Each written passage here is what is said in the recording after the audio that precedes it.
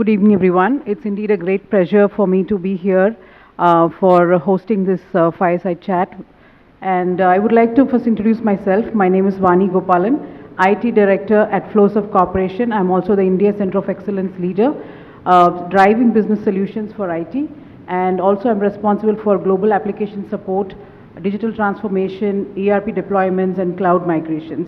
And with that, I'm also very passionate about developing Gen Z talent and that's also my mission of having at least 1 million graduates transform into corporate. And on that note, I'm also writing a book to especially addressing to technology leaders on how do you leverage the Gen Z talent in today's corporate workforce. So with that, I would like to introduce the speakers and the co-panelists for today. To start with Mr. Phanindra. Phanindra is positioned as Head of Analytics at Cholamandalam Investment and Finance Company Limited. He has nearly 2 decades of work experience in analytics roles across companies like Bajaj Finance, HP. He loves to speak about technology, and he's a seasoned analytics practitioner with hands-on experience in credit scoring and other models in collections and analytics. So welcome to the session, Mr. Phanindra. Our next speaker for today is Mr. Suresh. Suresh is positioned as Global Head of Digital Analytics and MI, empowering market operations with business intelligence and data analytics to drive data-driven decision-making and operational excellence. So he partners with the CDO in driving continuous improvement ideas and record management for data quality. He has over 20 years of experience in financial services, and Suresh has worked across various operations in technology and digital management at multiple locations in Singapore, UK, and India. And right now he's working on strategic business solutions for within his company.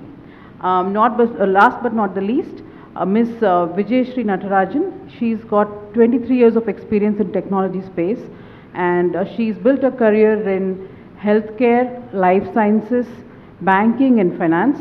And in her current role as Head of Technology at Omega Healthcare, she drives digital transformation for Omega clients by accelerating and adopting of cutting edge technologies. And she's also has great experience in AI and ML. And she's someone who's not only a technology leader, but she's got a lot of passion for people leadership as well. So we welcome all of you for the session today. So just a brief about, Solanki has already mentioned, we're going to talk about the importance of data and analytics in today's world, and what are the challenges that leaders are facing in terms of investing in data today, data and analytics, and how are they really showing the returns to the organization. And that's one of the challenges as well, what we see. And we're going to hear and talk about what are the strategies that we can incorporate. And from practitioner, we are going to hear their real-time experience and how do you overcome the silos in data. And last but not the least, we're going to talk about how you can leverage AI in digital transformation and in the space of the analytics and data. So with that, we'll move on to the chat, and we're going to have a very interactive discussion, so please watch on to it, and we'll have like last 5 minutes for Q&A.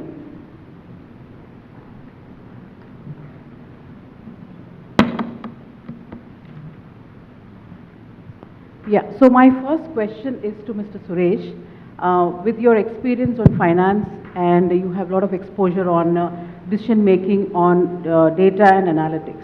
So what is your thought on investing in data and analytics, now and more ever, right? What is your thoughts on that? Give your perspective on what leaders really think about investing and how are they translating the investment into business outcomes? Thank you. Maybe I'm going to give my perspective, right? Like we've heard from a lot of gentlemen in the panel, right? I think we've gone deeper into the digital transformation. Probably we're going to maybe unlearn a little back, right? So yeah, like from all the various business reports we've been seeing, I think there is one constant growth, right? Meaning like just just about after pandemic, we are able to see a huge acceleration in terms of the digital transformation or the way how the digital has come in forefront. And almost you could say now a data-driven digital business model is a necessity. It's no more a want, it's a need, right? Maybe just putting that into context, right? Like take the finance and banking, almost we could go on anywhere scot-free without physical money. I don't, to be honest, I don't carry money anywhere, right? It's even not even card. Like almost like all your UPIs are now providing that kind of. And again, banking. Almost all of us would have 2, 3 accounts minimum. And how many times we've been to a branch?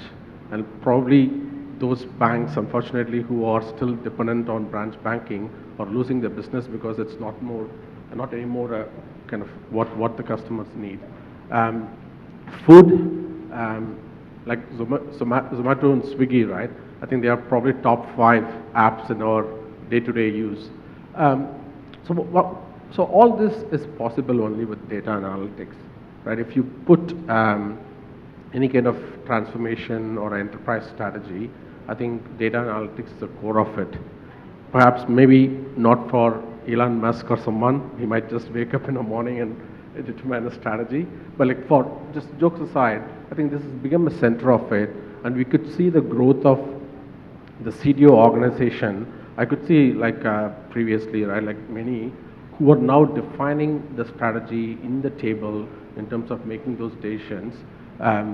So in all, I mean, taking technologically as well, with the huge breadth of data that we have, it's not possible without having a data analytics strategy to how we could realize the potential and also get the best out of for our business. So in all, I believe, I think we are investing, like anyone who's investing, it becomes an essential aspect into how your business is going to grow. Thank you so much. To pile up on what Mr. Suresh has said, I think leaders today really struggle to really show ROI when they meet their CFOs. They say like, okay, you're investing so much in data and analytics, so what is that? How are you documenting it? How are you assessing it? How are you communicating the ROI on this? So Gartner has really come up with a very beautiful framework, which we are incorporating in our organization. So that framework talks about your risks, opportunity, appetite, and return. So where it beautifully talks about, what are the risks that when you're building the strategy itself, it talks about the risk that you're going to foresee. Then it talks about what are the opportunities, and it actually tells you where are you actually going. It's not about blindly going ahead and investing somewhere and saying like, okay, we are an organization, we want to go and invest in, DNA, but we are someone who are also having a vision in mind and involving the stakeholders throughout the process. When you have this documented, it helps you to also involve your business key stakeholders throughout the journey so that they are not left aloof when you're making this decision. So with that, we move on to the next questions, and the next question is to Ms. Vijaya. With her passionate experience on technology, I would like to ask this question to her. Data and analytics leaders are the era's change makers, and I hope all of you in the audience also agree to this. So what is your key recommendation to the leaders sitting over here? And obviously the data leaders or the change makers, they are on the hot seat. We are talking about the data-driven solutions, data-driven strategy, and obviously data plays a major role in every industry, every domain. Earlier we used to have chief information officer, chief digital officer. Now there is a chief data officer because there is so much of data available. So you need to be consciously managing and using it in the right way. If you want to quote as an example, you can use the data to achieve, and yesterday all of us would have seen the Chandrayaan-3 news, where they clearly said between 2 and 3, the advancement of technology and more the insights and the data which we had, which helped to make the Chandrayaan-3 successful. So you can make use of data for a rocket science project. You can also make use of the data to create memes and waste your own time and waste everybody else's time also with the social data, right? So it's very important how productively you are using the data. So my More than my recommendation, I would say for any other leaders would try to recommend to kind of focus on delivering measurable business values with the data and how productively you can use the data, which can actually help your business. You can actually create new opportunities, like all the Zomato, Swiggies were all not there, a few years back. With so much of data, their business, they can actually get more business intelligence of where to invest, what to invest, which product to invest, which area to focus on. So it's very important to manage and productively use the data, which will help your business organization to grow in their business. So my recommendation would be to focus on, and as you rightly said, the ROI, and especially when it comes to technology, you have to be really conscious about where you are investing, what you are investing, and it is no longer a research organization like where you can actually innovate all the solutions, do R&D, keep on innovating and just put it on the dustbin where you don't use it for any of your business values, right? So it's very important to focus on delivering measurable business values using your data. So my suggestion would be to focus on that so that it becomes more valuable for the organization who are actually investing on technology. Thank you, Vijay. That was highly valuable, especially when using the data and in what form it can be used and measuring the ROI. And to add on to that, I think as leaders, we need to also consciously work on enabling our teams and our organizations in building that knowledge and capability within the organization. Like most of us are coming from, product-based organizations as well, and where we tend to rely fully on our partners. Of course, they are our extended arm, but it is also required for us to have the same knowledge what they have and reduce the dependency on them. So I think that effort as leaders we have to make and also inculcate that within our team. And I think our first speaker very well touched upon unlearn, relearn and learn. So that very well syncs on with that. So with that, we move on to the next question to our next panelist. So I would love to hear, and definitely the audience would also love to hear from you on about your experience on DNA from a practitioner standpoint. Sure. So when we get to that question, I'd like to kind of talk about how data has evolved over time and try to correlate that with how analytics has evolved over time. So if we look at what we want to do analytics with or what kind of data we want to use, it all boils down to the context that we are operating in. Like if I peel back time to say 30 years ago and talk about loans context, most of my recent experience is from financial services, so I'll try to give examples from there.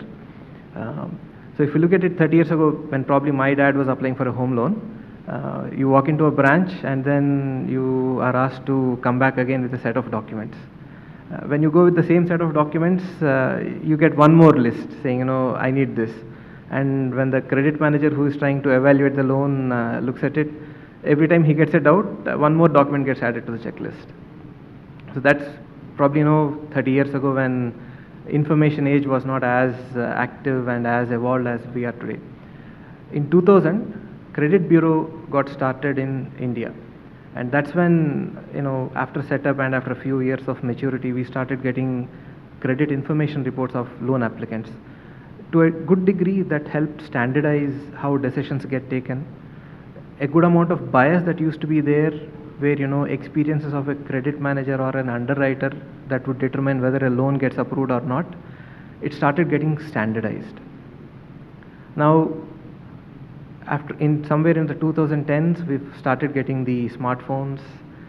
That opened up a plethora of newer attributes of data we could analyze. So that data, the data that is captured by the mobile device opened up some more avenues of how to evaluate a loan applicant. In addition to this, we also have data from social media. So that way, if we look at it, both variety of data we have to handle and the volume of data we have to handle have grown. These have played a role in terms of what kind of techniques we apply to them. So again, people who've been in analytics industry, at one point in time, there used to be only two languages in analytics. One was SAS, the other was Bengali. Okay. Now you have a lot more set of tools to apply, lot more set of techniques to apply Something as simple as regression can be applied, something as complicated as today LLM can be applied. Again, we have to evaluate what is the right technique, right tool to apply. For this, understanding of the context becomes important. If we are evaluating a loan applicant, understanding whether somebody has thick credit history or somebody is new to credit, a first time applicant, what kind of data points can we capture? Whether we want to go to a credit bureau, or we want to use data from the device, or we want to use something like a bank statement to analyze. So all of this becomes important. And in terms of what has been successful, I'd like to point out 3 or 4 factors. One, like what Vijay was talking about, an outcome orientation is very important. That if you're solving for, let's say, loan approval, you'd want to look at what are my approval rates. I mean, you get in 100 applicants and you approve only 10, the sales team is not going to be very happy. And on the other hand, if you approve 90 of them or 95 of them, the business head won't be happy, because there won't be profitability, and hence probably not a business to run for a long time. So you got to understand the context, use data science to better segment and select the right set of customers, map the less risky ones with a more frictionless flow, and map people who are doubtful to maybe the standard flow. That way you kind of adapt to the context and build on it. Also, a couple of other factors that are very important is how well can we explain what is being done. Like if we say that this is a black box approach, take it or leave it, mostly it'll become a leave it, and it'll be an exercise that will be in a lab rather than seeing life in real life. And along with explainability, we also have to have good amount of responsibility in terms of what are we picking up, what are we using. Like again, we go back to the target example. What can be done is different from what should be done. Okay, you might be able to do something, but technologically or ethically or morally or socially, there may be a set of sensitivities that we have to take into account before doing what we can do and then tailoring it to the context. I mean, I'm trying to share snippets of what has worked for me in the current and previous organizations. Absolutely, we definitely love the energy with which you just went on and started explaining about, what one size doesn't fit all kind of strategy is something which is definitely recommended. And we as technology leaders, I think that's again, I would like to resonate to the same point where learning comes into picture, where we go and assess like what is required for our organization versus what is available in the market. So you're being facilitated with so many things when we reach out to our own vendor partners, but do you really want to pick everything in one go, or you want to assess what is required, and then you take it based on the need of your organization and your business solution that you want to offer. So with that, I think we will move on to a very interesting question now to Mr. Suresh. Now we spoke about data, the importance of data, and today everyone is saying data is gold, like data is everything, data is diamond, like data is whatnot. And especially after the advent of COVID, we are actually giving a lot of importance to data, like even like country-wise, globally, everywhere data is proven as data is the king and queen, I would like to say. So with that, how does business intelligence utilize data and analytics to benefit companies? Yeah, this I can relate myself really well, right? I've not been doing MI or business intelligence or analytics all my life, right? I mean, prior to this role, maybe a couple of years ago, I've been dealing with data, but like imagine how many times we've been to a meeting, and then I think you've got like a fancy PowerPoint slides with a lot of metrics, a lot of MI, like a lot of details like coming up as a business intelligence. And to all that we talked about, right? Essentially, kind of all this is from the data that's been gathered with our data warehouse, and then with our kind of BI and business analysts pulling together, essentially helping the business users, right, with their reporting, dashboards, showing the trends in terms of charts, graphs, etc. But have you wondered like how practically that goes into use at a operations level, or folks who are actually doing the job, right? Sometimes it doesn't, right? It's used, but like it's been more a management information largely, or probably utilized on a periodic basis, right? It could be a weekly, monthly, quarterly. This is where probably there was a limitation to how it was used, and obviously, to your point, like having a limited player SaaS, and kind of we were bound by how those outcomes were coming out, right? If there are some limitations in terms of showing the underlying data, like how much granularity we could drill down for people to make use of them, that wasn't available. With data analytics coming into play, we were able to explore the depth and breadth of the available data. So now you are almost able to put it into use when it comes to real-time scenarios, right? Like for example, in our business, right? Like when it comes to markets trading, we pretty much enable. We have gone over those days where we were providing insights again for, like say, someone at a desk, trading desk, I mean, right? Again, trying to make that into an actionable. So like every split second costs them, and anything that we provide for them to again apply their own analysis is not going to help. So it has to be transformed into an actionable that could pretty much be used instantly. I'll probably take you through a very simple example, right? Capacity and cost is pretty much like talk of every boardroom, right? Like your monthly business review or any weekly reviews, how we could kind of optimize it, right? So we had a same challenge, right? We talked about how our yearly target, we want to bring it down 20%, we have to create capacity, but almost like what we give out to our operations business users is for them very high level insights for them to go figure out. There are not much we are giving them in terms of ready actions. So one scenario I will take is, right, in our business, like more into the operations, one of the highlighting insight was the workforce was using around 38%, they were on Outlook.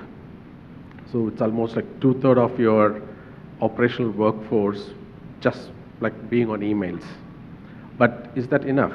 Not really, right? So then we used a lot of our workforce and application utilization data to kind of drill down, right? You've got like multiple departments, analyze which of those are kind of really having a lot of time, and then probably why it could be, maybe having a slightly more slicing and dicing of even at the email level, like what's the count of emails coming in, going out.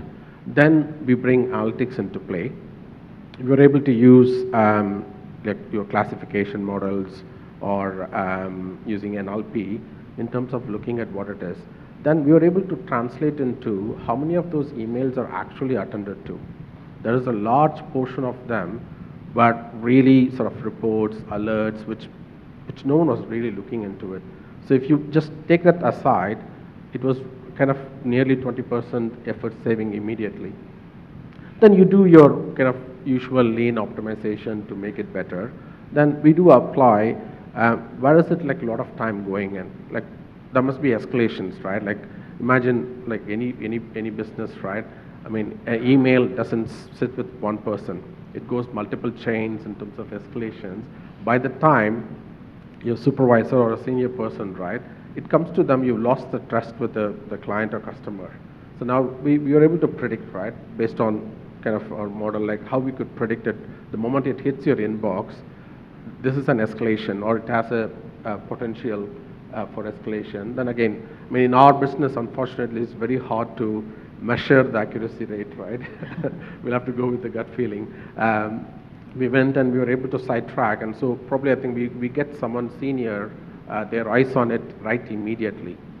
So in all, with all this exercise, we are able to bring that utilization down to almost 28% now, close to 9-10% save right away.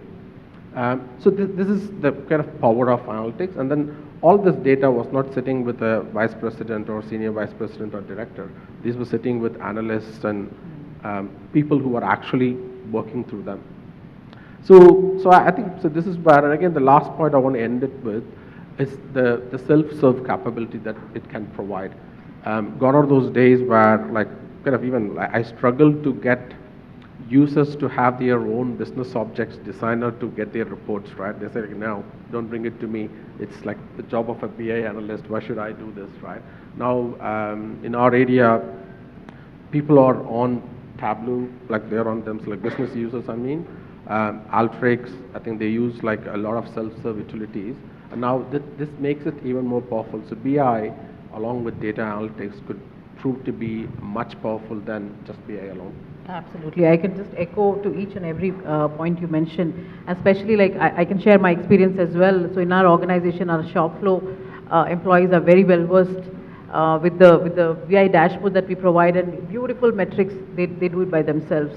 And this is actually leading us to a lot of proactive measures that one could take, and especially in the supply chain operations as well. You could see where the bottlenecks are, like where the backlog is, and what is it. All those things you can see beforehand. While in the earlier stage when we were not using BI, or when the data was so unorganized, we were not able to understand what it is. So every solution or every action that we were trying to take were all after the fact.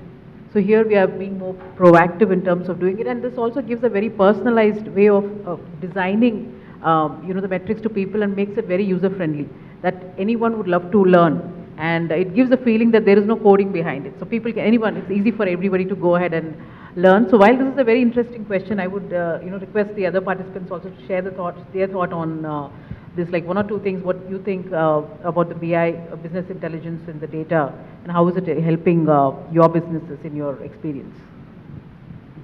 So obviously the data dashboards, it exposes everything. As he rightly said, it's a any boardroom conversation. Unless you have a dashboard which talks about your performance in the past, which talks about your current kind of situation or the status, and which will also help you to define your future strategy, right? So it's all, I mean, it's all, any data driven decision has become a mandate. I won't say it has become a mandate only now, even in the past of more than few decades, where everything is data driven. And obviously when every key strategy in the boardroom is being decided based on the data what you are putting together, obviously it has to have a very powerful dashboards, which needs to kind of utilize and leverage the advancement in the technology. So that's how I see it. Thank you so much for the insight. So I'll take a slightly balancing viewpoint, so I'll be a little divergent here. See, decisions have to get taken, and decisions to an extent could be data-based, but they also have to be coming from the person who is in the hot seat. So to that extent, it might end up being a little bit experience and instinct driven. So a lot of times when you got to take a call, and data may or may not be available. Like for example, you want to expand to, let's say, another 100 locations. Sometimes you will have data, sometimes you might not. But if you have a sense that hey, this is how the macro is, or these are the regions where I want to have coverage, you will end up taking those decisions. But again, to balance this out, if you kind of go back to the boardroom conversations, or when sometimes discussions get into debates and passionate arguments, data helps anchor things down to what really needs to be achieved, metricize, and then find your way there. Yeah, more focused discussion. Absolutely. Thank you for those insightful comments. I can really see a lot of energy and passion in sharing your experiences. That is really great. So moving on to the next question for today's discussion. Everyone, I mean, I think AI and ChatGPT has become like every household's buzzword. Everyone talks about it. Our kids talks about it.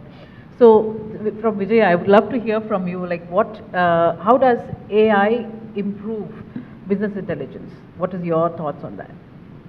Yeah, obviously that's a talk of the town. My teenager son is teaching me AI every day. He has an AI syllabus at school, so it has become your, very, I would say, most used technology or most used topic in the. And from the AI point of view, as a technology leader, I would say it's not something new. It has been there. Starting from your supercomputers era, right? But what we are seeing now is a big revolution because of the democratization of AI. And now it has actually become more affordable and consumable by every organization and every industry, right?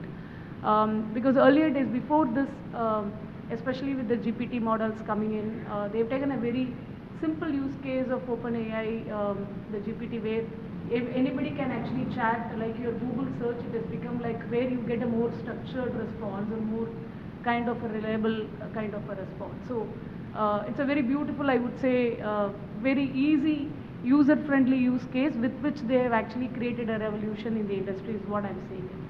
Coming back to the AI, because of the advancement and more affordability of your computers, supercomputers on the hardware side, the software has become more, and the AI kind of technologies has become more affordable, right? Earlier, for us to kind of develop an ML model or any AI-based solution, it requires lots of data, and we call it as golden data, where you have to feed it with the right amount of data so that you get meaningful response out of it, and you'll have to sit on developing a solution forever, which may be technically possible to get a result on some day, but it may not be business viable for the business to keep investing on these solutions, on the technologies, right? Now with the democratization of AI, where it has become more affordable and you don't need to worry about hosting it or running it, and when it comes with the pre-trained, the LLM models, that is actually creating a big revolution. Currently I'm driving for the healthcare customers. I'm seeing some problems where we could have achieved or solved that problem, say in a year's time. But now with this advancement in the technology, we can actually achieve the same problem in few months' time, right? So accelerating your digital adoption and digital transformation, AI plays a major role, be it your automation, be it your analytics, because for analytics, the ML, for any future prediction, the historical data is very important. And if you're just fine-tuning your solutions with whatever the historic data which you have access within your organization, that's a kind of prediction only you may be able to get it. When you are actually trying to leverage an industry pre-trained large LLM models, you actually get more perspective added into your model, which is actually helping your the analytics solution, acceleration of building your analytics solution. So it has become, I would say, on the technology side, being very passionate about technology, every technology leader would be loving this AI now, but the business leaders have never allowed AI, because you will always be keeping on investing on AI, but you will never get any result out. But now with the revolution which is happening, the business leaders can start loving the technology. So it's a beautiful era, and I feel very really blessed and to be in this era where you can actually play around and you can also show results using your technology. So that's my viewpoint, where it is really important for accelerating your overall adoption, digital transformation using analytics, because analytics has become like a backbone for every organization, be it in any industry. You cannot do without anything on analyzing something. So making it more business viable solutions is what I'm seeing it in the industry. Absolutely, and you have just beautifully put it together, and the way you said is really, really resonating to me, because I see my finance leader come up to me and saying like, okay, when are you all introducing the AI solution for this? They come up earlier. I've never seen anyone coming up with business case and saying like, do this for us. So all the IT initiatives are all like, it's yours, you do it. But today I think that shift is coming, and there's a lot of optimism within the organization with the new technology, and I think it's really it's definitely a blessing for all of us to be in this era right now, to learn and also incorporate and give that value addition to our business leaders and take them along in the journey where they're going to also learn a lot. So with that, we're moving to our very last question to Mr. Funny. So with the key challenges that leaders are facing, and I would like to understand what are the key challenges that you face when we are actually while overcoming the data silos within the organization. Sure. So when we come to data silos, I think we will have to look at why the silos have come in. A lot of times it's because of somebody's possessive nature about this is my data, let me keep it with me. Yeah. Okay. So it's more, I think a key component of this is that it's a lot to do with the cultural orientation. I mean, technological solutions you can find, I mean, you get someone like Denodo or, whoever else you want, you will solve for it technologically. But the root cause, I think, that we have to attack is, what's the cultural orientation? Why do, silos of data actually get created? And the first thing that we'll have to do is, engage with people, communicate, what are the drawbacks with it. Like, for example, to the point that, the boardroom conversations or the decision-making conversations, I walk in with my data, somebody else walks in with his or her data, it'll become, fight of, whose data is right, and decisions will not get taken with that. So, got to get everything into one place, create awareness, try to, get people to, overcome the need to hold on to the data and rather, keep it in a central place so that, if not in the data center, perhaps on the cloud or somewhere else, host it in a centralized manner. Then you can have your tools pour over them, pick up patterns, insights, and then have fruitful conversations. Hopefully, the ones that are more looking at, how best to make use of it. Absolutely. So regardless of where we are in the data modernization journey, I think cloud can, as you said, very rightly said, cloud can really play like a best friend for all of us to help in making these data into meaningful, understanding and meaningful outcome for all of us. So with that, I think we are left with only 17 seconds.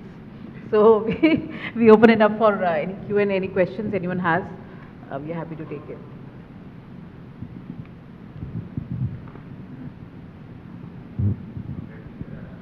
We can Yeah. I'll just take one from me, what I just received. I think most of us have received about this particular chat GPT and AI kind of thing. One person is asking a question to this particular chat GPT. What all the website portals are available for downloading the pirated movies?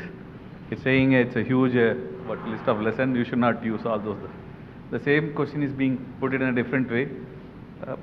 The entire list of portals are coming up as an output. Seeing this is as one of the challenge, how we can able to depend this particular technology. As a leader, how will you measure it? So I can take I'll just add one more thing. In this, the data is getting changed very frequently, even without our notice. One example, I can say the title of this particular chat, whatever you are having it in the backside, right? It also got changed immediately. Initially, it was something else. I don't know how many of us has noted that one. So in this particular era, how can we depend on this particular technology? I'll take a first stab at the first question, but I'll let the others also add to it and maybe address the second one. See, essentially there are two things, right? Like one is knowledge and the other is wisdom. Like an LLM will equip you with the knowledge. Wisdom we'll have to build based on the context. Like you can get a LLM from ChatGPT or any of the competitors. But again, we have to apply the moral, ethical, and legal and social filters on top of it before how we can put it into practice. Beautiful answer, I really loved it. So we had a similar challenge when we initially figuring out all these LLM models. What is actually picking up in the market is actually the responsible AI, right? We have actually taken the Microsoft OpenAI route. So Microsoft has actually acquired, they've done a $1 billion investment, everybody knows, and they have actually taken and implemented the LLMs, OpenAI, within their Azure environment. And whatever the junk you might have got it using the generic OpenAI, Microsoft is actually ensuring that you actually get a better, meaningful response where you can use it for. Otherwise, there is no point in Satya Nadella going and investing in such an LLMs, right? So. The LLMs and all these AI, it has the power of giving us junk. It also has the power of giving us the meaningful information. It is all how we are, how smartly we are leveraging it. I really like this answer about the wisdom on the other part, right? How smartly we are leveraging it, and how compliant. I mean, as I said, the reason why in our organization we went with the Microsoft Azure route was mainly for this, because earlier when we were playing around with trying to do pilot with the OpenAI, we used to even get response about Elon Musk, where it is nothing to do with the query or the prompt which we would have actually entered and asked the GPT. So the architect used to show us, this is the response I'm getting, praising about Elon Musk. Okay, so so it is very important, the context and the domain and how you are actually deploying and how you are enhancing your LLM's model. And also another thing very important in AI is like any AI, whatever you feed in is what you get it. And it's very important, it's very much possible also to make it, it should not be a biased, there are many discussions where I have participated as a women leader where how AI can actually, should not be biased, it could not be giving you any results which is very biased, because if you have more, I read a very beautiful article where if you have more AI scientists, male AI scientists, there is a possibility they can actually feed in with the biased results for your OpenAI. So it is very important for women leaders to be in the technology and be an AI. Which I felt initially it was looking funny for me. Then I started realizing it is actually true, and it is not just for the diversification thing. It is important for everything, right? How you are making it as a responsible AI. I mean, just a quick point, may not be endearing to the tech community, but like, I mean, obviously we have to bring governance, we need to have the right, I mean, of course, the CDOs are there, like, to make that, make that the case. But yeah, I mean, for like, in the financial services, we've introduced model risk as a new risk category, because like, as an, like, it might be across the domains, but like, so that like, whenever we are creating a model, we need to ensure how it's working, kind of periodically have the check and challenge, yeah. Actually, more loopholes you have in any technology, it creates more opportunities and job opportunities. Yeah, so with that, I mean, just to end this point, I think there is a lot of apprehension even now among people that, you know, AI, like someone also, another speaker also was talking about saying AI is going to bring in a lot of job cuts and things like that. So I think it's not AI. People who are like AI literate are going to replace the people who are not, who are definitely AI literate. So that's something which we need to actually think about. And you know, and also definitely you need people and their skill sets to really govern that. It's not only like all the time only system driven. So if there are no other questions, we would like to end the chat. Thank you so much for your wonderful insights, and thank you for the lovely audience.